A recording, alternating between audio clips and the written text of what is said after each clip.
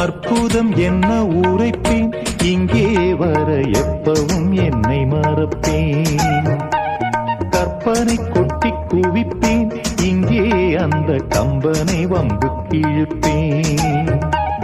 வர்ணித்து பாடும் கவிஞன் நான், வண்ணங்கள் தீட்டும் கலைஞன் நான். சிந்தனை தேரில் ஏறியே சுற்றிட